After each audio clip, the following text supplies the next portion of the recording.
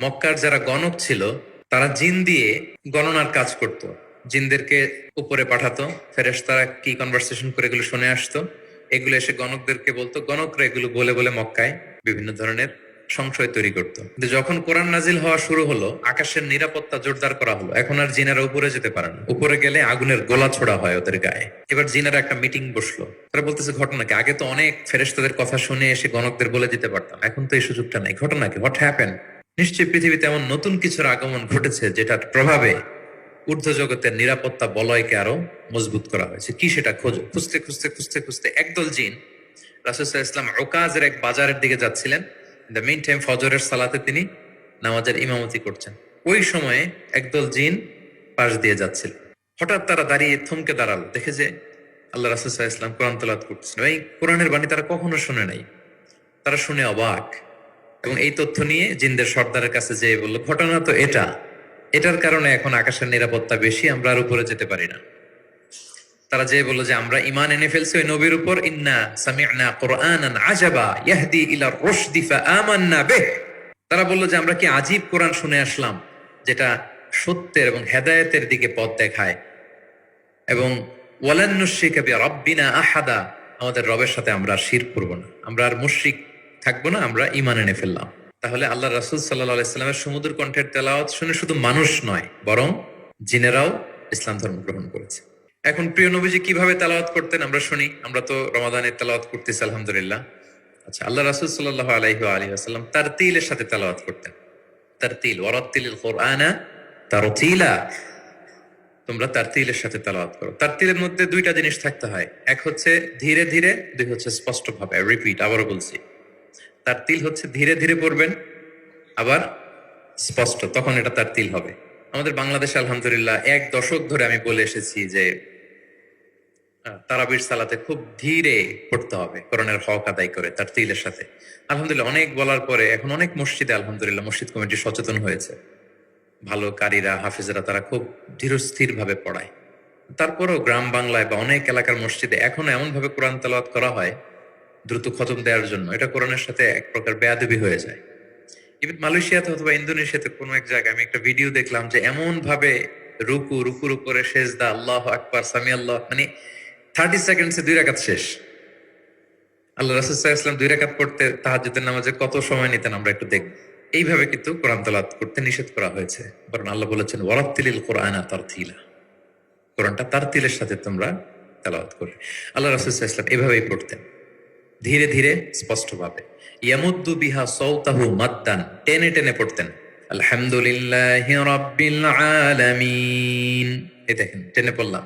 আর রহমানির রহিম মালিকি ইয়াউমিদ্দিন, টানতেছি না? ইয়ামুদ্দু বিহা সাওতাহু মাদ্দান, টেনে টেনে পড়তেন।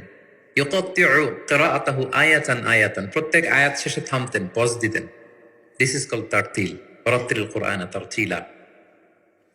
আনাস রাদিয়াল্লাহু তাআলা আনহু বলতেন, রুব্বা কারিন লিল কুরআন ওয়াল কুরআনু ইয়ালআনুহু, কোরআনের অনেক তেলাওয়াতকারী আছে, তেলাওয়াতে সওয়াবের বিপরীতে লানত পায়। কোরআন পড়লে তো সওয়াব হওয়ার কথা, কিন্তু কোরআন তাকে কি করে? লানত করে। একটু মিলায় নেন নিজের সাথে যে আমাদের তেলাওয়াতটা কেমন।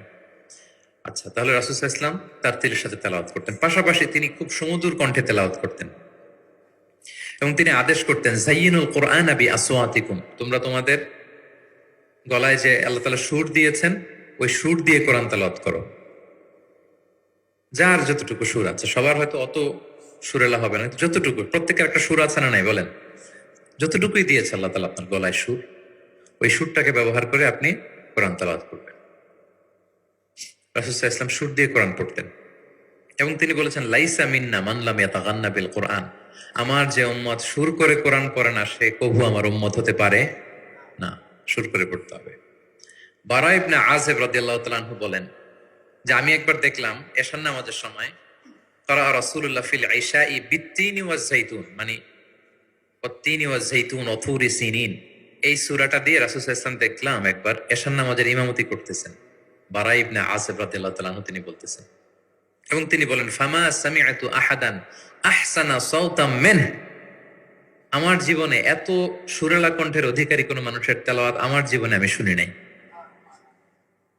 বারা ইবনে আযিব রাদিয়াল্লাহু তাআলা আনহু, রাসূল সাল্লাল্লাহু আলাইহি ওয়াসাল্লামের একজন সাহাবী, তিনি বলেন, এশার নামাজে দেখলাম সূরা আত-তিন দিয়ে তিনি নামাজের ইমামতি করছেন। এত সুমধুর ছিল নবীজির কণ্ঠ, আমি আমার জীবনে এত সুমধুর কণ্ঠের তেলাওয়াত শুনি নাই।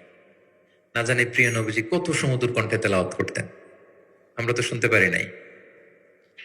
এবং রাসূল সাল্লাল্লাহু আলাইহি ইসলামের সুমধুর কণ্ঠের তেলাওয়াত শুনে মানুষ তো মুসলিম হয়েছেই, অনেক জিনও মুসলমান হয়েছে।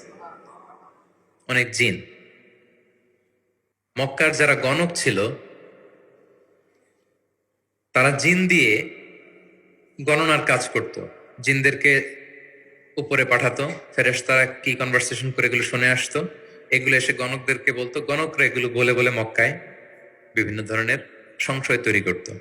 কিন্তু যখন কোরআন নাজিল হওয়া শুরু হলো, আকাশের নিরাপত্তা জোরদার করা হলো, এখন আর জিনেরা উপরে যেতে পারে না। উপরে গেলে আগুনের গোলা ছোড়া হয় ওদের গায়ে। এবার জিনেরা একটা মিটিং বসলো, তারা বলতেছে ঘটনা কি? আগে তো অনেক ফেরেশতাদের কথা শুনে এসে গণকদের বলে দিতে পারতাম, এখন তো এই সুযোগটা নাই। ঘটনা কি? What happen?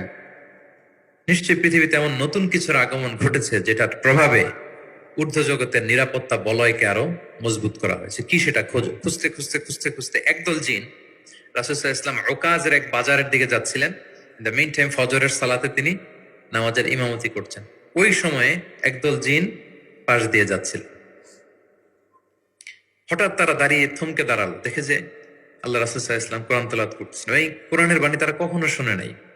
তারা শুনে অবাক, এবং এই তথ্য নিয়ে জিনদের সর্দারের কাছে যেয়ে বলল, ঘটনা তো এটার কারণে এখন আকাশের নিরাপত্তা বেশি, আমরা আর উপরে যেতে পারি না। তারা যেয়ে বলল যে আমরা ঈমান এনে ফেলছি ওই নবীর উপর। ইন্না সামি'না কুরআনান আজাবা ইয়াহদি ইলা রুশদি ফাআমান্না বিহ। তারা বলল যে আমরা কি আজীব কোরআন শুনে আসলাম, যেটা সত্যের এবং হেদায়েতের দিকে পথ দেখায়। এবং ওয়ালান নুশরিকা বিরাব্বিনা আহাদা, আমাদের রবের সাথে আমরা আর শিরক করব না, আমরা আর মুশরিক থাকবো না, আমরা ঈমান এনে ফেললাম। তাহলে আল্লাহ রাসূল সাল্লাল্লাহু আলাইহি ওয়াসাল্লামের সুমধুর কণ্ঠের তেলাওয়াত শুনে শুধু মানুষ নয়, বরং জিনেরাও ইসলাম ধর্ম গ্রহণ করেছে। আল্লাহ রাসূল সাল্লাল্লাহু আলাইহি ওয়াসাল্লাম তেলাওয়াতের মাঝখানে মাঝে মাঝে খুব কান্না করতেন। বিশেষ করে রাতের নামাজে কান্না ভেজা কণ্ঠে তেলাওয়াত করতেন। আমরা কি করি? অর্থই তো বুঝতে পারতেছি না, কোথায় কাঁদবো আর কোথায় একটু আনন্দ পাবো। দেখবেন যে কাবা ঘরের ইমামরা যখন জান্নাতের আয়াত আসে, একটা ভিন্ন মাকামে পড়ে, যে মাকামের মধ্যে একটা খুশি প্রাণবন্ত একটা ভাব। আবার জাহান্নামের আযাবের আয়াত যখন আসে, তখন কান্নার মাকামে পড়ে, এবং এমন ভাবে ডুকরে ডুকরে কাঁদে, মুসল্লিরাও কাঁদে। আল্লাহ রাসূল সাল্লাল্লাহু আলাইহি ওয়াসাল্লাম মাঝরাতে যখন কিয়ামুল লাইল, তাহাজ্জুদ এগুলো পড়তে দাঁড়াতেন, দীর্ঘ সময় কোরআন পড়তেন। এত দীর্ঘ সময় পা ফুলে যেত, হাত্তা তাতাফাত্তারা কাদামা, পা দুটো ফুলে মোটা হয়ে যেত। এরকম দীর্ঘ সময় দাঁড়িয়ে থাকতেন। আম্মা জান আয়েশা রাদিয়াল্লাহু তাআলা আনহা বলতেন, ইয়া রাসূলুল্লাহ, আপনার তো আগের পরের সব গুনাহ মাফ, আদতে ওনার তো কোনো গুনাহই নেই, নবীরা তো মাসুম, নিষ্পাপ, তারপরও আপনি রাত জেগে এত কষ্ট কেন করেন? আল্লাহ রাসূল সাল্লাল্লাহু আলাইহি ওয়াসাল্লাম বলেছেন, আফালা উহিব্বু আন আকুনা আবদান শাকুরা। আয়েশা, আমি কি শুকরগুজার বান্দা হব না? না, আমার আল্লাহ আমাকে ক্ষমার ঘোষণা দিয়েছে, ঠিক আছে, কিন্তু আমি কি শুকরগুজার হব না? আমার রোলটা তো আমি প্লে করব, আমার সর্বোচ্চ তো উজাড় করে আমি আমার রবের সামনে পেশ করব। মাঝরাতে তিনি দীর্ঘ সময় দাঁড়িয়ে তেলাওয়াত করতেন, পা ফুলে যেত। মাঝে মাঝে একটি আয়াত পড়ে থামতেন, সে আয়াত নিয়ে ভাবতেন, কাঁদতেন, বারবার কাঁদতেন, পড়তেন, তার দাড়ি ভিজে যেত। প্রতিটি আয়াত তিনি অনুভব করতেন হৃদয় দিয়ে, তার হৃদয়কে নাড়া দিত। এভাবে তিনি তেলাওয়াত করতেন। এক সাহাবী বর্ণনা করেন, একবার আল্লাহ রাসূল সাল্লাল্লাহু আলাইহি ওয়াসাল্লামকে আমি রাতের সালাতে দেখলাম, এমন ভাবে তিনি কাঁদছেন, ওয়ালি জাওফিহি আযীরুন কাআযীরিল মিরজালি মিনাল বুকা। গরম পানি ফুটাতে দিলে ড্যাগের ভেতরে গরম পানির যেরকম টকবকে উতলে ওঠার একটা শব্দ, এরকম উতলে ডুকরে ডুকরে কান্নার একটা শব্দ আমি শুনতে পেলাম। এভাবে তিনি কাঁদছিলেন। যেদিন বদরের যুদ্ধ, তার আগের রাতে আলী রাদিয়াল্লাহু তাআলা আনহু বলেন, সেনাবাহিনীর ছাউনির মধ্যে সব সাহাবারা, 313 জন সাহাবা, সবাই রাতে ঘুমাচ্ছে একটু এনার্জি নেওয়ার জন্য, সকালে যুদ্ধ শুরু হবে। কিন্তু আমি দেখলাম সবাইকে ঘুম পাড়িয়ে আল্লাহ রাসূল সাল্লাল্লাহু আলাইহি ওয়াসাল্লাম নামাজে দাঁড়িয়ে কাঁদছেন। সব সাহাবারা ঘুমিয়ে আছে, কিন্তু আমি খেয়াল করে দেখি যে রাসূল সাল্লাল্লাহু আলাইহি ওয়াসাল্লাম ঘুমান নেই। গাছের নিচে দাঁড়িয়ে তিনি সারা রাত ব্যাপী কান্না করছেন আর তেলাওয়াত করছেন। এভাবে তিনি কোরআনকে ফিল করতেন। আমাদের আয়েশা বলেন, রাতে এত কাঁদতেন মাঝে মাঝে তেলাওয়াত করতে করতে, হাত্তা বাল্লা হাজারা, জামা ভিজে যেত, হাত্তা বাল্লা লিহিয়াতা, দাড়ি ভিজে যেত, হাত্তা বাল্লাল আরদা, যেখানে সেজদা দিতেন জমিন ভিজিয়ে দিতেন কাঁদতে কাঁদতে। এবং রাতের সালাতে দীর্ঘ তেলাওয়াত করতেন। কিন্তু জামাতের নামাজ আবার অপেক্ষাকৃত সংক্ষিপ্ত করতেন, এটা সুন্নাহ। কারণ জামাতের নামাজ তো আর আমি একা পড়ছি না, আমার পেছনে অসুস্থ, বয়স্ক, সিনিয়র সিটিজেন, মুসাফির, ট্রাভেলার অনেকে থাকতে পারে। জামাতের সুযোগ পেলে আপনি শর্টকাট করবেন, মিনিমাম স্ট্যান্ডার্ডে শেষ করে দেবেন। কিন্তু একা যখন নামাজের সুযোগ পাবেন, আপনার নফল নামাজ, আপনার কিয়ামুল লাইল, তখন কি করবেন? ফালিউ তৌবিল মাশা, যত লম্বা মনে চায়। আমরা ভুল করি অনেকে, একা একা নামাজ পড়ার সময় তাড়াহুড়ো করে ফেলি। ইমামতির সুযোগ পাইছি তখন বিশাল লম্বা কেরাত, অপোজিট, মানে ভুল করে ফেলছি আমরা। এটা করব না। আমার এই ছোট্ট ভিডিওটা আমি আমার সোশ্যাল মিডিয়া হ্যান্ডেলে শেয়ার করেছিলাম। দেখলাম যে বাংলাদেশে শিক্ষিত সচেতন লোকজন অনেক এপ্রিসিয়েট করেছে। অনেক সময় এমন হয় যে প্রচন্ড রোদ, জুমার সালাতে পাঁচতলা মসজিদ ভরে, বারান্দা, রাস্তার মধ্যে। আমার অনেক সময় এমন হয়েছে যে সফরে আমি ফ্লাইট ধরবো, রাস্তায় জুমাতে আমি অংশগ্রহণ করেছি। প্রচন্ড রৌদ্র, দাঁড়ানো যায় না, আবার ঝড় বৃষ্টি। তো এতগুলো মানুষ যে এখানে নামাজ পড়বে, এখানে যদি আপনি লম্বা কেরাত পড়েন তাহলে তো কষ্ট হয়ে যাবে মানুষের। একবার আল্লাহ রাসূল সাল্লাল্লাহু আলাইহি ওয়াসাল্লাম নামাজ একটু বেশি ছোট করে ফেললেন, সংক্ষিপ্ত করে। সাহাবারা বলেন, ইয়া রাসূলুল্লাহ, এত তাড়াতাড়ি নামাজ শেষ করলেন, এত তাড়াতাড়ি তো করতে দেখি না। তখন রাসূল সাল্লাল্লাহু আলাইহি ওয়াসাল্লাম বললেন, আমি যখন নামাজে ছিলাম, উইমেন প্রেয়ার্স এরিয়া, যেটা মানে মদিনার নারীরা তো পেছনে দাঁড়াতো, তিনি বললেন ওখান থেকে আমি একটা ছোট্ট বাচ্চার কান্নার আওয়াজ শুনতে পেলাম। আমার মনে হচ্ছিল ওই বাচ্চাটাকে সামলাতে বাচ্চাটার মায়ের বড্ড কষ্ট হয়ে যাচ্ছে, ওই মায়ের যাতে একটু কষ্ট কম হয় এজন্য নামাজটা আমি একটু শর্ট করে দিয়েছি। দেখেন, মানে অন্যের প্রতি সহানুভূতি এটা আমাদের মধ্যে নাই, যে আমার ভাইয়ের একটু সুবিধা হোক, আমার বোনদের একটু সুবিধা হোক, আমার কমিউনিটির একটু সুবিধা হোক, এইটা আমরা ফিল করি না। তিনি যখন একা সালাত পড়তেন অনেক লম্বা, কিন্তু জামাতের সালাতে তিনি সংক্ষিপ্ত সালাত আদায় করতেন। কত লম্বা? হুযায়ফা ইবনুল ইয়ামান রাদিয়াল্লাহু তাআলা আনহু, নাম শুনেছেন ওনার?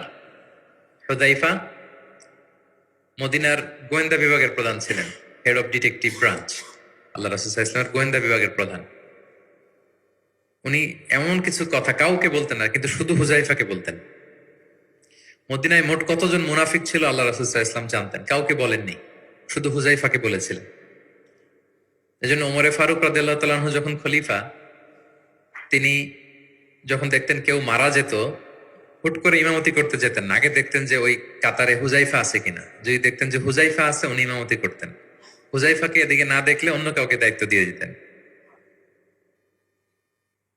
এবং ওমরে ফারুক রাদিয়াল্লাহু তাআলা আনহু এত মুত্তাকি সাহাবী ছিলেন, একবার হুযায়ফা ইবনুল ইয়ামানের কাছে যেয়ে বলে যে, হুযায়ফা, আমি তো জানি না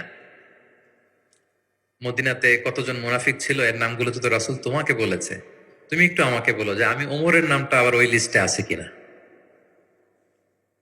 আমার ভয় হয় যে আমি আবার মুনাফিকদের ভেতরে ঢুকে গেলাম কিনা। হুযায়ফা ইবনুল ইয়ামান বললেন, আমিরুল মুমিনিন, আপনি কি বলেন?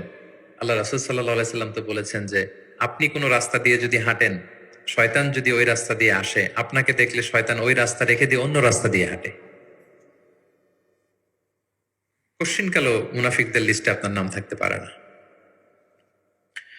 তো এই হুযায়ফা ইবনুল ইয়ামান রাদিয়াল্লাহু তাআলা আনহু, উনি বললেন, একবার রাতে আমি আল্লাহ রাসূল সাল্লাল্লাহু আলাইহি ওয়াসাল্লামের সাথে কিয়ামুল লাইল, মানে তাহাজ্জুদের নামাজে শরীক হওয়ার সুযোগ পেয়েছিলাম। একা একা নামাজ তিনি পড়তেছিলেন, হুযায়ফা যে জয়েন করেছেন। তখন রাসূলুল্লাহ সাল্লাল্লাহু আলাইহি সাল্লাম সূরা বাকারা দিয়ে শুরু করলেন। কোন সূরা? বলেন, সবাই বলেন তো কোন সূরা? কোরআনের সবচাইতে দীর্ঘতম সূরা। আয়াত কত? 286, মানে অনেক বড় সূরা। তো উনি শরীক হলেন, শরীক হওয়ার পরে আল্লাহ রাসূল সাল্লাল্লাহু আলাইহি সাল্লাম সূরা বাকারা দিয়ে শুরু করলেন। তো উনি ভাবলেন মনে হয় 100 আয়াত যাওয়ার পরে রাসূল সাল্লাল্লাহু আলাইহি ওয়াসাল্লাম রুকুতে যাবেন। কত আয়াত যাওয়ার পরে? 100 আয়াত গেল, যায় না রুকুতে। 200 আয়াত গেল, তাও যায় না রুকুতে। 286 আয়াত শেষ, মানে সূরা বাকারাই, তাও রুকুতে যায় না। এরপরে রাসূল সাল্লাল্লাহু আলাইহি ওয়াসাল্লাম সূরা আলী ইমরান শুরু করেছেন, ওইটাও শেষ। এরপর রাসূলুল্লাহ সূরা নিসা শুরু করেছেন। Could you imagine that? আপনি চিন্তা করতে পারেন? তার মানে এক এক রাকাতে উনি 2 থেকে 3 ঘন্টা, মাঝে মাঝে এমন হয়েছে 2 রাকাতে সারা রাত শেষ কভার করে দিয়েছেন। এবং হুজাইফা বলেন, আমার কাছে মনে হলো যতক্ষণ তিনি দাঁড়িয়ে তেলাওয়াত করছিলেন ঠিক ততক্ষণ আবার রুকুতে ছিলেন, যতক্ষণ রুকুতে ছিলেন ঠিক ততক্ষণ আবার সেজদায় লুটিয়েছিলেন। 2 রাকাতে পুরো রাত তিনি শেষ করে দিয়েছেন। তাহলে রাতের সালাতে তিনি দীর্ঘ তেলাওয়াত করতেন। সব সময় তিনি তেলাওয়াত মুখর সময় কাটাতেন, দাঁড়িয়ে, বসে, শুয়ে, হাঁটা অবস্থায়, আরোহী অবস্থায়, সব সময়। অজু থাকা অবস্থায়, অজু না থাকা অবস্থায়। অজু চলে গেলেই রাসূল সাল্লাল্লাহু আলাইহি ওয়াসাল্লাম সাথে সাথে অজু করে ফেলতেন, কিন্তু অজু নেই ওই অবস্থায়ও তিনি কোরআন তেলাওয়াত করেছেন।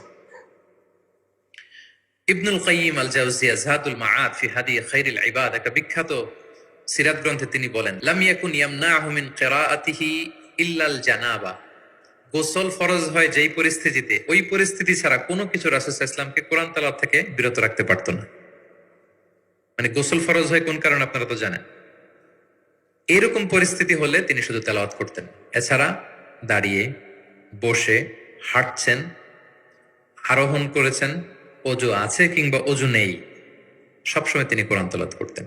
মুআবিয়া ইবনে কুররা রাদিয়াল্লাহু তাআলা আনহু বর্ণনা করেন যে আব্দুল্লাহ ইবনে মুগাফফাল তিনি বলেন, একবার আমি রাসূল সাল্লাল্লাহু আলাইহি ওয়াসাল্লামকে দেখলাম যে তিনি উটের উপর চড়ে মক্কা বিজয়ের দিন উট হাঁকাচ্ছেন, উটের উপর বসা। তখন তিনি সূরা ফাতহ তেলাওয়াত করছেন, ইন্না ফাতাহনা লাকা ফাতহাম মুবিনা লিয়াগফিরা লাকাল্লাহু মা তাকদ্দামা মিন যামবিকা ওয়া মা তাআখার।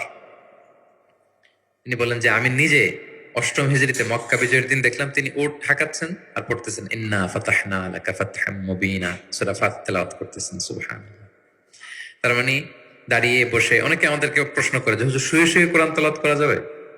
মানুষের মনে প্রশ্ন থাকে অনেক। তারপর বলে অজু ছাড়া কি কোরআন তেলাওয়াত করা যাবে মুখস্থ? অনেক প্রশ্নের সম্মুখীন হয়েছে আমি এটা। তার মানে আল্লাহ রাসূল সাল্লাল্লাহু আলাইহি ওয়াসাল্লামের জীবনী থেকে তো আপনি বুঝতে পারলেন যে কোনো কিছু আপনারা আটকাইতে পারবে কোরআন তেলাওয়াত থেকে, এক্সেপ্ট আপনার গোসল ফরজ হয়েছে, তখন পড়বেন না, তখন গোসলটা করে তারপরে পড়বেন। নিজ গৃহে তিনি তেলাওয়াত করতেন। আমরা অনেক সময় শুধু মসজিদে গেলেই কোরআনটা খুলে পড়ি, ঘরে আর পড়ি না। না, ঘরে পড়বেন। তিনি বলেছেন লা তাজআলু বুয়ুতাকুম মাকাবিরা, তোমাদের ঘরগুলোকে কবর বানায় রেখো না। কবরের মধ্যে তো কোনো আমল হয় না, মৃত মানুষ শুয়ে থাকে, পড়ে থাকে, আমল নাই, জিকির নাই, তেলাওয়াত নাই, তো ঘরগুলোকে কবর বানিও না। ফাইন্না শাইতানা ইয়ানফিরু মিনাল বাইতিল্লাযী তুকরাউ ফীহি সূরাতুল বাকারা, যে ঘরে সূরা বাকারা তেলাওয়াত করা হয় ওই ঘর থেকে শয়তান দৌড়ে পালায়। অনেক ঘরে শয়তান ডিস্টার্ব করে, শয়তানের জিনের আসর হয়। অনেক অনেক ফ্যামিলিতে আমাদের কাছে আসে জাদু টোনা, বান, ব্ল্যাক ম্যাজিক, কালো জাদুর যে সমস্যা। আপনি সূরা বাকারা পড়বেন, আল্লাহ তাআলা আপনাকে প্রোটেক্টেড রাখবেন। আপনাদের পরিচিতদের মধ্যে থেকে এরকম ঘটনা শুনছেন না যে ব্ল্যাক ম্যাজিকে আক্রান্ত? কোন সূরা পড়বেন? যারা খুব বেশি আক্রান্ত, অল্প সাউন্ডে সূরা বাকারাটা চালিয়ে ঘুমিয়ে পড়বেন, সারা রাত যেন তেলাওয়াত চলে। কোনো ব্ল্যাক ম্যাজিক আপনার ক্ষতি করতে পারবে না ইনশাআল্লাহ। অল্প সাউন্ডে MP3 করে কি করবেন? চালিয়ে রাখবেন। সূরা বাকারাকে খুব গুরুত্বের সাথে পড়তে বলেছেন আল্লাহ রাসূল সাল্লাল্লাহু আলাইহি ওয়াসাল্লাম। তিনি বলেছেন ইকরাউ সূরাতাল বাকারা ফাইন্না আখযাহা বারাকা ওয়া তারাকাহা হাসারা ওয়া লা ইস্তাতিউহাল বাতালা। যে এটা পড়বে বরকত পাবে, যে পড়বে না সে আফসোস করবে। আর যে এটা আত্মস্থ করবে, পড়বে, ওয়ালা তাস্তাতিউহাল বাতালা ইয়ানি আস-সাহারা, ম্যাজিশিয়ান, কোন ম্যাজিশিয়ানের ম্যাজিক তার উপর কাজ করবে না, কোন ব্ল্যাক ম্যাজিক তার কাছে কিছুই করতে পারবে না। এজন্য ঘরে ঘরে কোন সূরা? সূরা বাকারা। এই বাকারার মধ্যে একটা স্পেশাল আয়াত আছে, 255 নম্বর আয়াত, যেটাকে বলা হয় আয়াতুল কুরসি। এটা রেগুলার পড়বেন প্রত্যেক ফরজ সালাতের পরে। মান ক্বারা আয়াতাল কুরসি দুবরা কুল্লি সালাতিন মাকতুবাতিন লাম ইয়ামনাহু মিন দুখুলিল জান্নাতি ইল্লাল মাউত। প্রত্যেক ফরজ সালাতের পরে যে ব্যক্তি আয়াতুল কুরসি তেলাওয়াত করবে, ওই ব্যক্তির জান্নাতে প্রবেশের ক্ষেত্রে আর কোনো বাধা থাকে না, একটা জিনিস ছাড়া, মৃত্যু। লোকটা মরে না তাই জান্নাতে যায় না, মরলেই জান্নাতি। প্রত্যেক ফরজ সালাতের পরেই আপনারা পড়বেন। যারা পড়েন কন্টিনিউ করবেন, আর যারা পড়েন না মনে রাখবেন, নোটে রাখেন, যেটা আমরা রেগুলার ওয়াজিফা বানাবো। ইট শুড বি রেগুলার ওয়াজিফা। আল্লাহ রাসূল সাল্লাল্লাহু আলাইহি সাল্লাম তিনি বলেছেন যে 7 কেরাতের যেটা দিয়ে সহজ লাগে সেটা দিয়ে তেলাওয়াত করতে পারবো, মানে ফ্লেক্সিবিলিটি আছে। আমরা এটা একটু একাডেমিক আলোচনা হয়ে যায়, তারপরে বলে রাখি, আমরা যে তেলাওয়াতটা করি বা কোরআন পড়ি এটা রিওয়ায়াত হাফসান আসিমের তেলাওয়াত করি আর কি। এছাড়াও আরো অনেকগুলো 7টা কেরাত আছে, এগুলো যারা এলমুল কেরাতে যারা মাহের তারা জানে, তো সেগুলোতেও আপনি তেলাওয়াত করতে পারবেন, ফ্লেক্সিবিলিটি আছে। হ্যাঁ, এটার পরে আরেকটা বিখ্যাত কেরাত আছে ওয়ার্শের কেরাত, রেওয়ায়ত ওয়ার্শান নাফিয়া, এরকম কুম্বুলের কেরাত আছে, এরকম অনেকগুলো কেরাত আছে। এই কেরাত আপনি পড়তে পারবেন। যেমন আরো সহজ করে বলি, আমরা যেমনি পড়ি ওয়াদ্দোহা ওয়াল লাইলি ইযা সাজা, আরেকটা মুতাওয়াতির সনদের এরকম কেরাত আছে, তারা পড়ে ওয়াদ্দোহে। আমরা পড়ি কি ওয়াদ্দোহা, ওই কেরাতে কি পড়ে ওয়াদ্দোহে। আমরা পড়ি ওয়াল লাইলি ইযা সাজা, ওরা পড়ে ওয়াল লাইলি ইযা সাজে। আমরা পড়ি ইহদিনাস সিরাতাল মুস্তাকিম, তারা বলে ইহদিনাস সিরাতাল মুস্তাকিম। আমরা পড়ি মালিকি ইয়াউমিদ্দিন, এরা পড়ে মালিকি ইয়াউমিদ্দিন। এরকম কিছু পার্থক্য আছে। তো ওই কেরাত গুলো সহিহ মুতাওয়াত্তির সনদে আসছে। আল্লাহ রাসূল সাল্লাল্লাহু আলাইহি ওয়াসাল্লাম বলেন 7 কেরাতের যেটা দিয়ে সহজ লাগে তোমরা পড়ো। যেমন বাংলা ভাষা একটা, এর মধ্যে আঞ্চলিকতা আছে না? নোয়াখালীর এরাও বাংলা বলে কিন্তু একটু ভিন্ন, সিলেটের ভাইরা একটু ভিন্ন, চট্টগ্রামের এরা বাংলাইতে বলে নাকি? চট্টগ্রামের লোকের কোন ভাষায় কথা বলে? ফার্সিতে? বাংলা, কিন্তু আপনি হয়তো বুঝবেন না, এমন এমন শব্দ আপনি বুঝবেন না, কিন্তু তারা প্রত্যেকেই বাংলা বলে। তো একই আরবির মধ্যেও অনেক আঞ্চলিকতা আছে। এই 7টা আঞ্চলিকতায় কোরআন নাজিল হয়েছে। রাসূল সাল্লাল্লাহু আলাইহি ওয়াসাল্লাম বলেন যেটা সহজ লাগে পড়ো। তো একবার হিশাম বিন হাকিম বিন হিজাম উনি একবার সূরা ফুরকান পড়তেছেন এমন একটা কেরাতে, যেই কেরাত ওমর রাদিয়াল্লাহু তাআলা আনহু শোনেন নাই। উনি তো আবার খুব রাগী ছিলেন, ইসলামের কোন রুল ভায়োলেট হয়েছে দেখলে তাৎক্ষণিক অ্যাকশন নিতেন, ডাইরেক্ট অ্যাকশন নিতেন। তো উনি ভাবছে যে কোরআনকে বোধহয় সে বিকৃত করে পড়ছে, এই কেরাতটা ওনার আবার জানা ছিল না। উনি ধরে চাদর ধরে টেনে হিচড়ে রাসূল সাল্লাল্লাহু আলাইহি ওয়াসাল্লামের কাছে নিয়ে আসছে, বলছে ইয়া রাসূলুল্লাহ দেখেন কিভাবে কোরআনকে বিকৃত করে। আল্লাহ রাসূল সাল্লাল্লাহু আলাইহি ওয়াসাল্লাম বললেন ওমর শান্ত হও, আগে তাকে ছাড়ো। ওমর রাদিয়াল্লাহু তাআলা ছাড়লেন। রাসূল সাল্লাল্লাহু আলাইহি ওয়াসাল্লাম বললেন আরসিলহু ইকরা, এই ওমর রাখো, ছাড়ো, আচ্ছা পড়ো কিভাবে পড়ছে। তো হিশাম বিন হাকিম বিন হিজাম তেলাওয়াত করে শোনালেন সূরা ফুরকান। রাসূল সাল্লাল্লাহু আলাইহি ওয়াসাল্লাম বললেন হাকাযা উনজিলাত, কোরআন তো এভাবেও নাজিল হয়েছে। আচ্ছা ওমর তুমি কিভাবে জানো? ওমর রাদিয়াল্লাহু তাআলা বললেন ইয়া রাসূল আপনি তো আমাদেরকে এইভাবে শিখিয়েছেন। তখন রাসূল সাল্লাল্লাহু আলাইহি ওয়াসাল্লাম বললেন ওয়া হাকাযা উনজিলাত, এভাবেও নাজিল হয়েছে।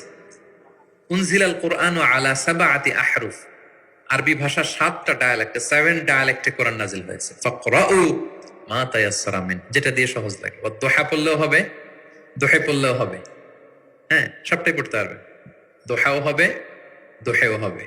আল্লাহ রাসূল সাল্লাল্লাহু আলাইহি ওয়াসাল্লাম অন্যকে কোরআন তেলাওয়াত শোনাতেন। উবাই ইবনে কাব রাদিয়াল্লাহু তাআলা আনহুকে বললেন ইন্নাল্লাহা আমারানি আন আকরা আলাইকাল কুরআন, হে উবাই আল্লাহ তাআলা আমাকে আদেশ করেছেন আমি নবী যেন তোমার কাছে কোরআন শোনাই। উবাই ইবনে কাব বললেন আল্লাহু সাম্মানি, নবীজি আপনি বলেন কি আল্লাহ আমার নাম ধরে বলছে? খুশিতে বাকবাকুম, আনন্দে আত্মহারা, শিহরিত, ইয়া রাসূলুল্লাহ আমি উবাইয়ের নামটা ধরে আল্লাহ বলছেন? আল্লাহ রাসূল সাল্লাল্লাহু আলাইহি ওয়াসাল্লাম বললেন নাম, তোমার নাম ধরে বলেছেন। আল্লাহ তাআলা আমাকে বলেছেন আমি যেন সূরা বাইয়িনা লাম ইয়াকুনিল লাযিনা কাফারু, এই সূরাটা যেন আমি তোমার সামনে শোনাই। ফাযারাফাত আইনাহু, তিনি কাঁদতে আরম্ভ করলেন শুনে, কারণ ওনার নাম ধরে যদি আল্লাহ তাআলা বলেন এটা ওনার জন্য কত বড় প্রেস্টিজিয়াস এবং সৌভাগ্যের একটা ব্যাপার। তাহলে অন্যকে কোরআন শোনাতেন। আচ্ছা, আবার আল্লাহ রাসূল সাল্লাল্লাহু আলাইহি ওয়াসাল্লাম মাঝে মাঝে অন্যদের থেকে শুনতেন, অন্যের কণ্ঠে কোরআন শোনারও একটা আনন্দ আছে, কি বলেন? ইবনে মাসউদ রাদিয়াল্লাহু তাআলা আনহুকে একবার বললেন ইকরা, ইবনে মাসউদ একটু কোরআন তেলাওয়াত করো তো। তো তিনি বললেন আকরা ওয়া আলাইকা উনজিল, হে নবী আপনার সামনে দাঁড়িয়ে আমি এত বড় স্পর্ধা আমি তেলাওয়াত করব, আপনার উপর আকাশ থেকে কোরআন নাজিল হয়। আল্লাহ রাসূল সাল্লাল্লাহু আলাইহি ওয়াসাল্লাম বললেন ইন্নী উহিব্বু আন আসমাআহু মিন গায়রি, আমি তোমাদেরকে শোনাতে যেমনি পছন্দ করি তোমাদের থেকে শুনতেও পছন্দ করি। তিনি সূরা নিসা তেলাওয়াত করে শোনালেন। কেন শুনলেন আব্দুল্লাহ ইবনে মাসউদের থেকে?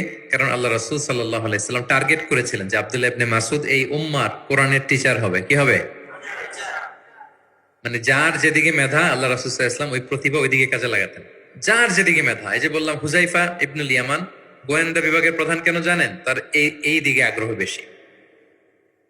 মুআয ইবনে জাবাল উনি মদিনা রাষ্ট্রের সিনিয়র আমলা ছিলেন, প্রশাসনিক কাজ ভালো বুঝতেন। হাসান বিন সাবেত লেখালেখি জানতেন, ওনাকে জাতীয় কবি ঘোষণা দিচ্ছেন যে তুমি ন্যাশনাল পয়েন্ট, যাও কবিতা লিখো। একবার মক্কা থেকে তিনি ফিরতেছেন, নামাজ হবে, এক সাহাবী আজান দিচ্ছেন, তো কিছু মুশরিক ছেলে এখনো মুসলিম হয় নাই, ওরা আজানকে ব্যঙ্গ করতেছে। মুখ ভেঙানো বোঝেন না, মানে যেটা বলে ওইটাই ব্যঙ্গ করে করে বলতেছে। তো দেখেন, রাসূল সাল্লাল্লাহু আলাইহি ওয়াসাল্লাম রেগে যাওয়ার কথা ছিল না, আজান দিচ্ছে আমার সাহাবী আর মুশরিক ছেলেগুলো তাকে ব্যঙ্গ করতেছে। উনি রেগে না যেয়ে দেখলেন যে মুশরিক ছেলেগুলোর মধ্যে একটা ছেলের কণ্ঠ তো খুব চমৎকার, ওকে ডাকলেন, ডেকে ওর মাথার চুলের ঝুঁটি বেঁধে ধরলেন, বললেন এই একটু আগে কি বলতেছিলে, জোরে বলতো, না আরো জোরে বলো। এবার সে বলতে আরম্ভ করতেছে, কিন্তু আশহাদু আন্না মুহাম্মাদুর রাসূলুল্লাহ এটা আর বলে না, এটা বললে তো শাহাদাত দেয়া মুসলিম হয়ে যায়। রাসূল সাল্লাল্লাহু আলাইহি ওয়াসাল্লাম ধমক দিয়ে বললেন, এই বলো, এটাও বলো। তখন সে এটাও বলছে, মাথার চুলের ঝুঁটি ধরে বলছে। বলার পরে রাসূল সাল্লাল্লাহু আলাইহি ওয়াসাল্লাম তার জন্য দোয়া করলেন, ওই দোয়ার বরকতে সে কালিমা পড়ে মুসলমান হয়ে গেল। এবার আল্লাহ রাসূল সাল্লাল্লাহু আলাইহি ওয়াসাল্লাম বললেন, তোমার কণ্ঠ যেহেতু সুন্দর, তোমাকে আমি মক্কার মসজিদের মুয়াজ্জিন বানাই দিলাম, তুমি যে আজান দিবা। দেখেন কেমন একটা ঘটনাকে কিভাবে টুইস্ট করে অন্যদিকে নিয়ে গেলেন। রেগে যাওয়ার কথা ছিল, কিন্তু দেখলেন যে প্রতিভা আছে তো এর মধ্যে, এত উঁচু গলা, একে মুয়াজ্জিন বানানো যায়। তিনি হয়ে গেলেন বাইতুল্লাহর মুয়াজ্জিন। এবং ওই যে মুশরিক থাকা অবস্থায় ওনার মাথার চুলের ঝুঁটি ধরে রাসূল সাল্লাল্লাহু আলাইহি ওয়াসাল্লাম বলছেন, এই আজান দাও। ওই যে রাসূল সাল্লাল্লাহু আলাইহি ওয়াসাল্লামের বরকতের হাত মাথার চুলে লেগেছিল, উনি মৃত্যুর আগ পর্যন্ত ওই চুলগুলো আর কাটেন নাই কোনোদিন। উনি এদিকে চুল কাটতেন, এদিকে কাটতেন, এদিকে কাটতেন, সামনের চুল কাটতেন না। যখন জিজ্ঞেস করা হতো আপনি এরকম হেয়ার কাট কেন আপনার, বলতেছে আমি মুশরিক অবস্থায় আমার প্রিয় নবীজি আমার মাথার চুলের ঝুঁটি ধরে আমাকে আজানের তালিম দিয়েছিলেন, ওনার বরকতময় হাতের ছোঁয়া আমার এই চুলে লেগেছে, আমি চাই এই চুলগুলো সাথে নিয়ে আমি কবরে যাব। এবং ওই চুলগুলোর সাথেই ওনাকে কবর দেওয়া হয়েছে। ওই চুলগুলোকে উনি পেঁচিয়ে একটা পাগড়ির মতো করে, বড় হয়ে গেছে তো অনেক, এটা পেঁচিয়ে পাগড়ির মতো করতেন, এরপরে উনি টারবান পড়তেন, পাগড়ি পড়তেন। তাহলে প্রিয় ভাইয়েরা, আব্দুল্লাহ ইবনে মাসউদ রাদিয়াল্লাহু তাআলা আনহুকে রাসূল সাল্লাল্লাহু আলাইহি ওয়াসাল্লাম টার্গেট করেছিলেন যে উনি এই উম্মতের কোরআনের টিচার হবে। কি হবে? এজন্য বলেন পড়ো তো। ইবনে মাসউদ তিনি পড়ে শোনালেন এবং তিনি বলেছেন, মান আহাব্বা আন ইয়াকরা আল কুরআনা গাদ্দান কামা উনজিল ফালইয়াকরাহু আলা কিরাআতি ইবনে উম্মি আবদ। জিবরিল যেভাবে কোরআন নাজিল করেছে হুবহু এইভাবে কোরআন যে শিখতে চায়, সেজন্য ইবনে মাসউদের কাছে কোরআন শেখে। সাহাবারা ইবনে মাসউদ রাদিয়াল্লাহু তাআলা আনহুর কাছে এভাবে কোরআন শিখতেন। তাহলে দেখেন, কোরআন অন্যকে শোনাতেন, অন্যদের থেকে শুনতেন, এবং কোরআন যারা শিখে এবং শেখায় তাদেরকে তিনি শ্রেষ্ঠ বলে ঘোষণা দিয়েছেন, খায়রুকুম মান তাআল্লামাল কুরআন ওয়া আল্লামা। যে কোরআন শেখে এবং শেখায় সে তোমাদের মাঝে শ্রেষ্ঠ। আপনি যদি শিখেন, লজ্জার কিছু নাই যে বয়স আমার 40 হয়ে গেছে, 50 হয়ে গেছে, আমি তো পারি না। না, এটা আপনার জন্য সৌভাগ্যের। It's a blessing, you are lucky, it's an honour. আল্লাহ যে সুযোগ দিয়েছেন আপনি শিখবেন, কোরআন শোনাবেন। আপনি যদি শোনান আপনি শ্রেষ্ঠ, যিনি আপনাকে শোনায় সেও শ্রেষ্ঠ। মানে এমন এক মেকানিজম, কোরআন শিখলেও সে শ্রেষ্ঠ, আবার যে শেখায় সেও শ্রেষ্ঠ। আমরা এই অ্যাক্টিভিটিজের সাথে যেন জড়িত থাকি। এবং কারো সুন্দর কণ্ঠ দেখলে আল্লাহ রাসূল সাল্লাল্লাহু আলাইহি ওয়াসাল্লাম প্রশংসা করতেন। আবু মুসা আল আশআরী রাদিয়াল্লাহু তাআলা আনহু একবার মসজিদে নববীতে তেলাওয়াত করতেছিলেন, আল্লাহ রাসূল সাল্লাল্লাহু আলাইহি ওয়াসাল্লাম পাশ দিয়ে যাচ্ছেন। আরেক বর্ণনা আছে ওনার ঘরে তেলাওয়াত করতেছিলেন, উনি রাতে ওনার বাসার পাশ দিয়ে যাচ্ছেন। হঠাৎ কান লাগিয়ে শুনলেন এত সুন্দর গলা, তিনি বুঝতে পারলেন এটা আমার আবু মুসা আল আশআরীর কণ্ঠ। তো সকালবেলা ফজরের পরে আবু মুসাকে ডেকে বললেন, আবু মুসা, লাকাদ উতিতা মিজমারান মিন মাযহামিরি আলি দাউদ। দাউদ নবীর গলায় আল্লাহ যে সুরের ঝংকার দিয়েছেন, এই উম্মতের মধ্যে তোমার গলায় আল্লাহ সে সুরের লোহরি ঢেলে দিয়েছেন। তাও মুসা বলে, ইয়া রাসূলুল্লাহ, আমি তো কখনো আপনার সামনে তেলাওয়াত করিনি, আপনি কি করে বুঝলেন? তো রাসূল সাল্লাল্লাহু আলাইহি ওয়াসাল্লাম বলেন, গত রাতে তোমার ঘরের পাশ দিয়ে যাচ্ছি, তোমার তেলাওয়াত শুনে আমি থমকে দাঁড়িয়েছি, যতক্ষণ পড়েছো আমি শুনেছি। আবু মুসা আল আশআরী তো অবাক হলেন, বলেন, ইয়া রাসূলুল্লাহ, আপনি দাঁড়িয়ে আমার তেলাওয়াত শুনেছেন, এটা যদি জানতাম আমি যে আরো কত সুর করে পড়তাম, আমি যে আরো কত সুর দিয়ে পড়তাম, ফজর পর্যন্ত পড়তাম। দাউদ আলাইহিস সালাম নবীদের মধ্যে সবচেয়ে সুরেলা গলার নবী ছিলেন। ওনার উপরে জাবুর কিতাব নাজিল হয়েছিল। আকাবা একটা উপসাগর আছে জর্ডানে, আমি এবার জর্ডান ভিজিটে দেখে এসেছি। আকাবা উপসাগরের তীরে বসে তিনি যখন জাবুর তেলাওয়াত করতেন, আকাবা উপসাগরের মাছগুলো সব চলে আসতো তেলাওয়াত শুনতে, এত সুর ছিল ওনার গলায়। তো নবী আলাইহিস সালাম বলেন যে দাউদ নবীর গলায় যে সুর দিছে, আমার সাহাবীদের মধ্যে আল্লাহ তোমার গলায় সেই সুর ঢুকাই দিছে। সুবহানাল্লাহ। তো নবী যদি প্রশংসা করে একজন সাহাবীর তেলাওয়াতের, ওনার কেমন লাগবে বলেন তো? হ্যাঁ, ভালো লাগবে। তিনি তেলাওয়াতের প্রশংসা করতেন এভাবে। তিনি রমাদানে সবচেয়ে বেশি তেলাওয়াত করতেন, যে সময়টা আমরা কাটাচ্ছি। আমরা কোন মাস কাটাচ্ছি এখন? সাইয়্যিদুশ শুহুর, 12 মাসের মধ্যে শ্রেষ্ঠতম মাস। এই মাসে সবচেয়ে তেলাওয়াত করতেন। আম্মা জান আয়েশা রাদিয়াল্লাহু তাআলা আনহা বলেন, লা আ'লামু রাসূলুল্লাহি সাল্লাল্লাহু আলাইহি ওয়াসাল্লাম ক্বরাআল কুরআনা কুল্লাহু ফি লাইলাতিন ক্বাত্তু গায়রা রমাদান। রমজান ছাড়া কোনো মাসে মানে এক রাতে পুরো কোরআন পড়ে ফেলছেন এরকম আমি দেখিনি, শুধু রমাদানেই দেখেছি এত তেলাওয়াত করতে। এবং বছরব্যাপী যা নাজিল হতো আল্লাহ রাসূল সাল্লাল্লাহু আলাইহি সাল্লাম রমাদানে সেটা রিভাইজ করতেন। এবং রমাদানের প্রতি রাতে জিবরিল আলাইহিস সালামের সাথে রাসূল সাল্লাল্লাহু আলাইহি ওয়াসাল্লামের মিটিং হতো প্রতি রাতে। তার মানে 30 দিনে কয়টা মিটিং? 30টা মিটিং। কি হতো এই মিটিং এ? সারা বছর যা নাজিল হয়েছে রাসূল সাল্লাল্লাহু আলাইহি ওয়াসাল্লাম জিবরিল আলাইহিস সালামকে সেটা শোনাতেন, আবার জিবরিল আলাইহিস সালাম রাসূল সাল্লাল্লাহু আলাইহি ওয়াসাল্লামকে শোনাতেন, দুই পক্ষ থেকে। আর যে বছর আল্লাহ রাসূল সাল্লাল্লাহু আলাইহি ওয়াসাল্লাম ইন্তেকাল করেছিলেন ওই বছর পুরো কোরআনটা দুইবার জিবরিল আলাইহিস সালাম আল্লাহ রাসূল সাল্লাল্লাহু আলাইহি ওয়াসাল্লামকে শুনিয়েছেন, আবার আল্লাহ রাসূল সাল্লাল্লাহু আলাইহি ওয়াসাল্লাম দুইবার জিবরিল আলাইহিস সালামকে শুনিয়েছেন। আজকে থেকে নিয়ত করেন আমরা শোনাবো। আপনি ভাবিকে শোনাবেন, ভাবি আপনাকে শোনাবে, আপনি আপনার মেয়েকে শোনাবেন, আপনার মেয়ে আপনাকে শোনাবে, যে সূরাটাই পারেন। ঘরটা একটা কোরআনময় ফ্যামিলি হবে, আমাদের ফ্যামিলিটা, কি বলেন? এরকম বরকতময় ফ্যামিলি আমরা চাই না? এবং সাহাবাদেরকে উদ্বুদ্ধ করতেন বিভিন্ন সূরার ফজিলতের কথা বলে বলে, যে এটা এই সূরা পড়ো, এই ফজিলত। একবার উবাই ইবনে কাব রাদিয়াল্লাহু তাআলা আনহুকে বললেন, আতুহিব্বু আন উআল্লিমাকা সূরাতান লাম ইয়ানজিল ফিত তাওরাত ওয়ালাল ইনজিল ওয়ালা যাবুর। হে উবাই, তুমি কি চাও যে আমি তোমাকে এমন একটা সূরা শেখাবো যেটার মতো মর্যাদাপূর্ণ সূরা তাওরাতেও নাই, ইনজিলেও নাই, জাবুরেও নাই, কোথাও নাই, এত মর্যাদাপূর্ণ? তিনি বললেন, বালা ইয়া রাসূল, অবশ্যই শেখাবেন। তখন আল্লাহ রাসূল সাল্লাল্লাহু আলাইহি ওয়াসাল্লাম বলেন, সেই সূরাটা তুমি নিজেই জানো। সেটা কি? সেটা হচ্ছে কাইফা তাকরাউ ফিস সালাত। তুমি নামাজে কোন সূরা পড়ো, মানে কোন সূরা ছাড়া নামাজ হয় না, বলেন তো? সূরা ফাতিহা। আল্লাহ রাসূল সাল্লাল্লাহু আলাইহি ওয়াসাল্লাম বললেন, এই সূরা ফাতিহা এটা যেন তেন কোনো সূরা নয়, এর মতো মর্যাদাপূর্ণ সূরা তাওরাত, জাবুর, ইনজিল কোথাও আসেনি। ইন্নাহা লাহিয়া সাবউল মাসানি ওয়াল কুরআনুল আযীম। এটা নিত্য পাঠনীয় সপ্তবাক্য। সূরা ফাতিহায় মোট কয়টা বাক্য? 7টা। সবাই বলেন কয়টা? এটাকে বলে সাবউল মাসানি, মানে সব সময় পড়া হয় এমন 7টা বাক্য। ওয়ালাকাদ আতাইনাকা সাবআম মিনাল মাসানি ওয়াল কুরআনুল আযীম। এটা সব সময় পড়তে হয়। আবু হুরায়রা রাদিয়াল্লাহু তাআলা আনহু বলেন যে আল্লাহ রাসূল সাল্লাল্লাহু আলাইহি ওয়াসাল্লাম একবার আমাদেরকে উৎসাহ দিয়ে বললেন যে একটা সূরা আছে, এই সূরার 30টা আয়াত, এই সূরা যদি কেউ তেলাওয়াত করে, এই সূরা কিয়ামতের দিন এই তেলাওয়াতকারীর পক্ষে আল্লাহর কাছে সুপারিশ করবে, এমনকি তর্ক করবে যতক্ষণ আল্লাহ তাআলা তেলাওয়াতকারীকে জান্নাতি হিসেবে ঘোষণা না দেয়। বলেন তো কোন সূরা এটা? সূরা মুলক। হ্যাঁ। অনেক মানুষ, আলহামদুলিল্লাহ শতাধিক মানুষ দেশে বিদেশে এয়ারপোর্টে আমাকে দেখা হলেই বলে যে শেখ আপনার সূরা মুলকের তাফসীর শুনে আমি সূরা মুলক মুখস্থ করেছি। আলহামদুলিল্লাহ, আমার সৌভাগ্য। অনেকে বলে যে সাইয়্যিদুল ইস্তিগফার আপনার আলোচনা থেকে শুনে মুখস্থ করেছি। তারপর অনেকে অনেকে বলেছে যে আস্তাগফিরুল্লাহর আমলটা আপনার আলোচনা থেকে শুনে আমরা অভ্যস্ত হয়েছি। আলহামদুলিল্লাহ, এটা অভ্যাস করবেন। সূরা মুলক তেলাওয়াত করবেন। কয় আয়াত সূরা মুলকে? এক মাসে কয় দিন? প্রতিদিন যদি একটা আয়াত মুখস্থ করেন 30 দিনে সূরা মুলক হয়ে যাবে না? কঠিন? বেশি কঠিন? করবেন। এভাবে ফজিলতের কথা বলে আল্লাহ রাসূল সাল্লাল্লাহু আলাইহি ওয়াসাল্লাম সাহাবাদেরকে উদ্বুদ্ধ করতেন। গত বছর আমার একটা বই এসেছে, কোরআনের উপর এক নজরে কোরআন, নাম শুনেছেন না আপনারা? সবগুলো সূরার ফজিলত আমরা ওখানে নিয়ে এসেছি। 114 সূরার ফজিলতকে আপনি পাবেন, এবং পড়লে আপনার আরো বেশি মন চাইবে সূরাটার তাফসীর জানতে, অর্থ জানতে, মুখস্থ করতে।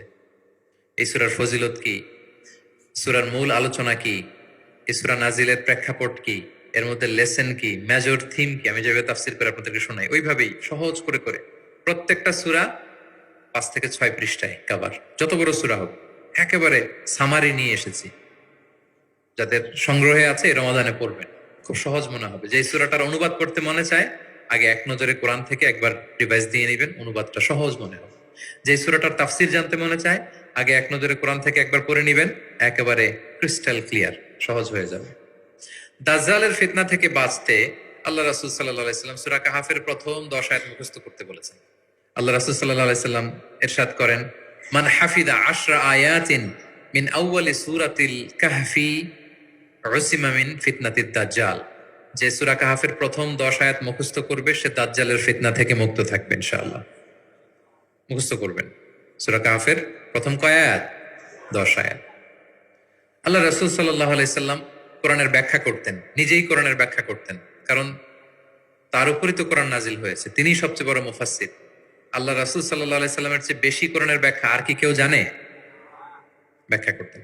একবার তিনি আল্লাযীনা আমানু ওয়া লাম ইয়ালবিসু ঈমানাহুম বিযুলমিন উলাইকা লাহুমুল আমনু ওয়া হুম মুহতাদুন। আর ঈমানের সাথে জুলুমকে মেশায়নি, তাদের জন্য আছে নিরাপত্তা এবং হেদায়েত। সাহাবারা অবাক হলেন, যে ইয়া রাসূলুল্লাহ, আমাদের মধ্যে এরকম কে আছে যে ঈমানের সাথে জুলুম মিশায় নাই, মানে ঈমান আনার পরে কোনো পাপ করি নাই, কম বেশি পাপ তো আমাদের হয়েছে, জুলুম তো হয়েছে, তাহলে আমরা কি নিরাপত্তা হেদায়েত পাবো না? তো রাসূল সাল্লাল্লাহু আলাইহি ওয়াসাল্লাম বললেন যে এই জুলুম দ্বারা ওই জুলুম উদ্দেশ্য না, এই জুলুম দ্বারা উদ্দেশ্য হচ্ছে শিরক। এই জুলুম দ্বারা উদ্দেশ্য কি? এই যে ব্যাখ্যা করে দিচ্ছেন, সাহাবীদের ভুল ধারণা ভাঙায় দিচ্ছেন। তিনি বলতেছেন, তোমরা কি লোকমান আলাইহিস সালামের ওই নসিহত পড়ো নাই যে লা তুশরিক বিল্লাহ ইন্না শিরকা লা যুলমুন আযীম? ওনার ছেলেকে বলতেছেন যে বাবা, শিরক করো না, শিরিক সবচেয়ে বড় জুলুম। শিরিক সবচেয়ে বড় কি? কারণ এই জুলুমটা মানুষ কার উপর করে? আল্লাহর উপর করে। তাহলে জুলুম মানে হচ্ছে এই আয়াতের মধ্যে শিরক। তাহলে স্বয়ং রাসূলুল্লাহ সাল্লাল্লাহু আলাইহি ওয়াসাল্লাম নিজে ব্যাখ্যা করে দিয়েছেন, সাহাবারা ওনারা ক্লিয়ার হয়ে গেলেন। কোরআনে যারা অধিক পারদর্শী তাদেরকে রাসূল সাল্লাল্লাহু আলাইহি ওয়াসাল্লাম প্রায়োরিটি দিতেন। কি দিতেন? প্রায়োরিটি। আল্লাহ রাসূল সাল্লাল্লাহু আলাইহি ওয়াসাল্লাম বলেছেন, ইয়া উম্মুল কওমা আকরাউহুম লিকিতাবিল্লাহ। একসাথে ধরেন যে অনেকে হয়েছেন, তো ইমামতি করবে কে? আমরা 5 ভাই একসাথে হইছি, নামাজের সময় হয়েছে, ইমামতি কে করবে? হ্যাঁ, যে কোরআন ভালো জানে। আকরাউহুম লিকিতাবিল্লাহ, আল্লাহর কিতাব যে বেশি জানে, বেশি ব্যাখ্যা জানে, বেশি মুখস্থ সে। আচ্ছা, ওয়া ইন কানাত কিরাআতুহুম সাওয়া, যদি তাদের সবার কেরাত সমান হয় তখন রাসূল সাল্লাল্লাহু আলাইহি ওয়াসাল্লাম বললেন ফাইয়া উম্মুহুম আকদামুহুম হিজরাতান, তাহলে যে আগে হিজরত করছে সে, মানে তখন আগে হিজরত, যে আগে হিজরত করেছে তাদের মর্যাদা বেশি ছিল। ফা ইন কানু ফিল হিজরাতি সাওয়া, হিজরতেও যদি সমান হয়, ধরেন যে 5 জন একসাথে হিজরত করছিল, এই 5 জন মিলে এখন নামাজ পড়বে, তো এখন কে? আল্লাহ রাসূল সাল্লাল্লাহু আলাইহি ওয়াসাল্লাম বললেন ফাইয়া উম্মুহুম আকবারুহুম সিন্নান, যার বয়স বেশি সে, যে সিনিয়র সে ইমামতি করবে। তাহলে সবচেয়ে বেশি অগ্রাধিকার কাকে দিলেন? যে কোরআন বেশি জানে। এবং তিনি দোয়া করতেন, আল্লাহ কোরআনকে আমার হৃদয়ের বসন্ত বানিয়ে দেন, আল্লাহ আমার অন্তরের জ্যোতি বানিয়ে দেন, আল্লাহ আমার কষ্ট দূরের কারণ বানিয়ে দেন। এই দোয়াটা মালয়েশিয়াতে তো কুনুতের মধ্যে সবসময় পরে দেখি আমরা, আল্লাহুম্মা জাআলিল কুরআন আল আযীমা রাবিআ কুলুবিনা ওয়া নূরা সুদুরিনা ওয়া জালাআ আহজানিনা ওয়া যাহাবা হুমুমিনা ওয়া গুমুমিনা। শুনছেন না আপনারা? রাসূল সাল্লাল্লাহু আলাইহি ওয়াসাল্লাম যেই ভাষায় বলেছেন সেটা হচ্ছে তাজআলুল কুরআন রাবিআ কলবি, আল্লাহ এই কোরআনকে আপনি আমার অন্তরের বসন্ত বানান, প্রশান্তি বানান। নূরা সাদরি, আমার অন্তরের বুকের আলো বানান, হৃদয়ের আলো। আমার দুঃখের অপসারণকারী বানান, আমার দুশ্চিন্তা দূরকারী বানান। এই দোয়াটা আপনারা করবেন। আল্লাহ রাসূল সাল্লাল্লাহু আলাইহি ওয়াসাল্লাম শেষ বয়সে ওনার চেহারায় কিছুটা বার্ধক্যের ছাপ চলে এসেছিল। আবু বকর রাদিয়াল্লাহু তাআলা আনহু একবার জিজ্ঞেস করছিলেন যে ইয়া রাসূলুল্লাহ কদ শিবতা, আপনার চেহারায় কেমন যেন বার্ধক্যের ছাপ চলে আসছে। আল্লাহ রাসূল সাল্লাল্লাহু আলাইহি ওয়াসাল্লামের দাড়ি এবং চুল মিলে, সব মিলে 20টার বেশি চুল পাকে নাই। এক বর্ণনায় এসেছে 17টা, আরেক বর্ণনায় 18টা। মুহাদ্দিসিন একরাম বলেছেন যে এত অল্প কিছু চুল দাড়ি পেকেছিল যে গুনা যেত, গুনে দেখা গেছে 17, 18, সবশেষে যখন বেড়েছে হয়তো 20। যেন মুহাদ্দিসিন একরাম একমত যে ওনার 20টার বেশি চুল দাড়ি পাকে নাই। কোথায় বেশি পাকছে? এইদিকে, এদিকে কয়েকটা পাকছে, নিম দাড়ির এখানে কয়েকটা পাকছে, হাদিসে আছে। তা আবু বকর রাদিয়াল্লাহু তাআলা আনহু বললেন, ইয়া রাসূলুল্লাহ কদ শিবতা, আপনার চেহারায় কেমন যেন বার্ধক্যের ছাপ। তখন আল্লাহ রাসূল সাল্লাল্লাহু আলাইহি ওয়াসাল্লাম বললেন, শাইয়াবাতনি হুদ ওয়াল ওয়াকিআ ওয়াল মুরসালাত ওয়া আম্মা ইয়াতাসাআলুন ওয়া ইযা শামসু কুবিরাত। আবু বকর বলো না আর, এই 5টা সূরা আমাকে বার্ধক্যে উপনীত করে দিয়েছে। কারণ এই 5টা সূরার ভিতরে কিয়ামতের বিভীষিকার বর্ণনা এমন ভাবে আল্লাহ তুলে ধরেছেন, আল্লাহ রাসূল সাল্লাল্লাহু আলাইহি ওয়াসাল্লাম এত উদ্বিগ্ন থাকতেন উম্মতকে নিয়ে, নিজের জন্য না, আমাদের জন্য, যে হায় রে কিয়ামতের এই বিভীষিকাময় মুহূর্তে আমার গুনাহগার উম্মতের কি হবে। ওই কঠিন পরিস্থিতিতে আমার উম্মতের কি হবে, এটা যখন ভাবতেন, এই 5টা সূরা পড়তেন, কিয়ামতের বিভীষিকাময় এই পরিস্থিতি, দৃশ্যায়নের চিন্তা, মানসপটে কল্পনা পটে চিন্তা করতে করতে ওনার মধ্যে বার্ধক্যের ছাপ চলে আসছে কোরআন পড়তে পড়তে, উম্মতের চিন্তায়। সব নবীকে আল্লাহ তাআলা একটা স্পেশাল দোয়া করার সুযোগ দিয়েছিলেন, আর সব নবীরা ওই দোয়া দুনিয়াতেই করেছে, একমাত্র আমাদের প্রিয় নবীজি ছাড়া। সব নবী ওই দোয়া খাটাই ফেলছে দুনিয়াতে, আল্লাহ রাসূল সাল্লাল্লাহু আলাইহি ওয়াসাল্লাম ওই দোয়া করেন নাই। তিনি বলেন, ওয়া ইন্নী আখতাবিউ দাওয়াতি শাফাআতান লি উম্মতি ইয়াউমাল কিয়ামা, আমার ওই দোয়াটা, স্পেশাল দোয়াটা যেটা করলেই আল্লাহ কবুল করবে, ওই দোয়াটা আমি কিয়ামতের দিন আমার গুনাহগার উম্মতের জন্য রেখে দিয়েছি। আমি সেদিন আমার উম্মতের জন্য সেই দোয়াটা করব। তাহলে কিছু সূরা ওনার চেহারায় বার্ধক্যের ছাপ নিয়ে এসেছিল। কোরআন হেফজ করার পরে ভুলে যাওয়া, এটা কিন্তু ঠিক না। এজন্য আল্লাহ রাসূল সাল্লাল্লাহু আলাইহি ওয়াসাল্লাম বলেছেন, হেফজ যারা করবে তারা যেন কোরআনকে সংরক্ষণ করে, প্রিজার্ভ করে। এবং তিনি বলেছেন, তাআহাদুল কোরআন, কোরআনকে যত্ন নিও, কারণ কোরআন দামি মেহমান, দামি মেহমানকে যত্ন না নিলে থাকে না। হেফজ করছে, যত্ন নেয় নাই, পড়ে নাই, রিভাইজ দেয় না, এখন আর রিডিংও পড়তে পারে না। মুখস্থ তো দূরের কথা, দেখে দেখেও পড়তে কষ্ট, এরকম হয় অনেক হাফেজদের। এটা ঠিক না, কারণ আল কোরআন দাইফুন কারীমুন মিনাল্লাহ, কোরআন আল্লাহর পক্ষ থেকে অনেক সম্মানিত মেহমান। সম্মানিত মেহমানকে সম্মান দিতে হয়, নাইলে উনি আসে থাকে। ধরেন যে একজন এমপি আসলো আপনার বাসায়, মালয়েশিয়ার একজন মন্ত্রী, আসার পরে নাই কোনো রিসেপশন, নাই কোনো ওয়েলকামিং স্টেটমেন্ট, রিসেপশন কিছু নাই, আপনি কোনো গুরুত্বই দিচ্ছেন না, উনি এসে বসে থাকবে আপনার বাসায়? না। সম্মানিত মেহমানকে সম্মান করতে হবে। কোরআন অনেক বড় সম্মানিত এক মেহমান আল্লাহর পক্ষ থেকে, এটাকে সম্মান দিতে হবে, পড়তে হবে, রিভাইজ দিতে হবে, সময় দিতে হবে, তাহলে সে আপনার সিনায় থাকবে। তা না হলে এই কোরআনের নূর সিনাতে কখনো থাকে না। তিনি বলেছেন, তাআহাদুল কোরআন, কোরআনকে রিভাইজ করো, ফাইন্নাহু আশাদ্দু তাফাল্লুতান মিনাল ইবলি ফি উকুলিহা, ওটের রশি ছেড়ে দিলে ওট যেমনি পালায়, কোরআন মুখস্থ করার পর রিভাইজ না দিলে কোরআনও পালাবে, আর রিভিশন দিলে এটা হৃদয়ে থাকে। এবং তিনি উৎসাহ দিয়ে বলেছেন, কোরআন এমন কিতাব, পৃথিবীর অন্য কোনো কিতাবের ক্ষেত্রে এটা বলা হয় না, যে কিতাবের এক অক্ষরে 10 নেকি, এক অক্ষরে কয় নেকি। পৃথিবীর আর কোনো বইয়ের ক্ষেত্রে এটা প্রযোজ্য, ইভেন হাদিস শরীফের ক্ষেত্রেও প্রযোজ্য না। হাদিসের এক অক্ষর পড়লে 10 নেকি, এটা বলে নাই আল্লাহ রাসূল সাল্লাল্লাহু আলাইহি ওয়াসাল্লাম, শুধু কোরআন। শুধু মান কারা হারফান মিন কিতাবিল, এক হরফ যদি কেউ পড়ে, ফালাহু হাসানা ওয়াল হাসানাতু বিআশরি আমসালিহা, 10 নেকি।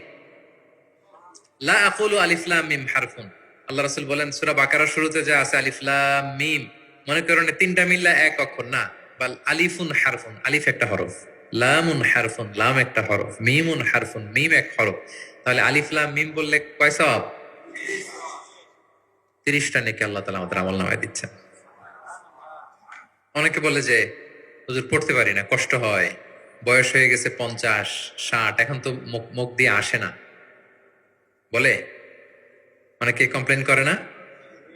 রাসূল সাল্লাল্লাহু আলাইহি ওয়াসাল্লাম তাদেরকে সুসংবাদ দিয়েছেন, বলেছেন যাদের বয়স হয়ে গেছে, ওয়াল্লাযী ইয়াকরাউল কুরআন ওয়া ইয়াতাতাউ ফি, পড়তে গেলে জিহ্বায় আটকায়া যায়, এটাকে আরবিতে বললে তা ইয়াতাতাউ, মানে গিরা লেগে গেছে, জিহ্বায় আটকে যায়। তো যার আটকে যায়, কষ্ট হয়, যদি সে কোরআন পড়ে, ফালাহু আজরান, তার ডাবল সওয়াব। কোরআন পড়তেছে এটার সওয়াব, ওই যে আটকাইতেছে ওইটার আরেক সওয়াব। কষ্ট হচ্ছে যে, শাকুন আলাইহি লাহু আজরান, তার ডাবল সওয়াব। এবার বলেন, কষ্ট হইলে কি পড়া বন্ধ করে ফেলবেন? তো কি করবেন? আরো চেষ্টা করবো, আরো পড়বো, কারণ প্রতিনিয়ত আল্লাহ তাআলা আমার আমলনামা ভারী করছেন।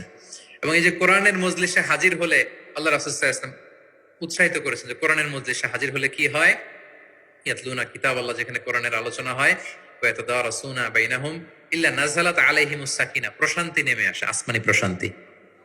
আপনি প্রশান্তি ফিল করতেছেন সাকিনা হৃদয়ে?